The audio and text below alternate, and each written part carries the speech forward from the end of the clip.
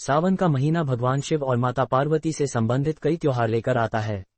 सावन का महीना शिव को अत्यंत प्रिय है। इसी महीने माता पार्वती से संबंधित हरियाली दी जाती है और उनके प्रिय नाग से संबंधित नाग पंचमी का पर्व भी आज के दिन मधुश्रावणी पर्व भी है, जिसे सौभाग्य कारक माना गया है।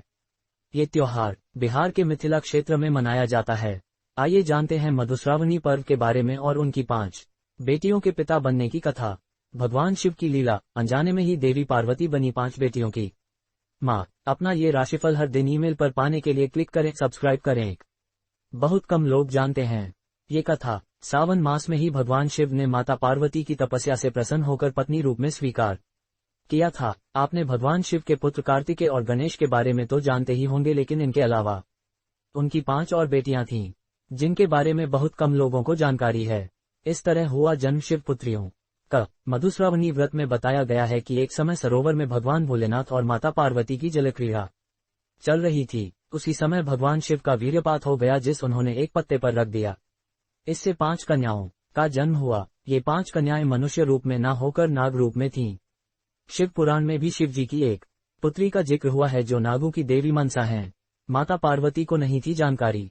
देवी पार्वती को इस बात की जानकारी नहीं थी कि शिवलीला से 5 नाग कन्याओं का जन्म हुआ है, जबकि शिवजी को अपनी 5 पुत्रियों के बारे में पता था और वह उनसे स्नेह भी रखते थे। इसलिए हर सुबह सरोवर पर जाकर उन कन्याओं से मिलाते थे और उनके साथ खेलते थे। माता पार्वती को हुई शंका। हर दिन महादेव के सुबह सुबह सरोवर पर चले जाने पर माता पार्वती के मन में शंका के बीज अंकुरित होने लगे।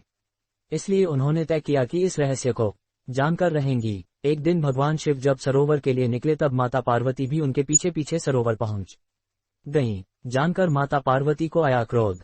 सरोवर पर उन नाग कन्याओं के साथ महादेव को पिता की तरह मिलते और खेलते देखा तो माता पार्वती को क्रोध आ गया। क्रोध में माता ने नाग कन्याओं को मारने के लिए पैर उठाया, तो भोलेनाथ ने उनको बताया कि ये सभी आपकी बेटी हैं। शिवजी की नाग पुत्रियों के नाम। माता पार्वती भगवान शिव की ओर आश्चर्यचकित होकर देखने लगीं। फिर भगवान शिव ने उनको नाग कन्याओं के जन्म की कथा सुनाई।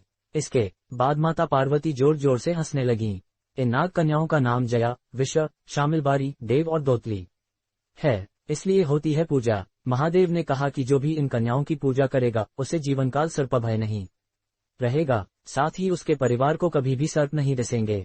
यही कारण है कि सावन मास में इन नाग कन्याओं की पूजा की जाती है। सावन कृष्ण पंचमी से लेकर सावन शुक्ल पंचमी तक इनकी पूजा और कथा की जाती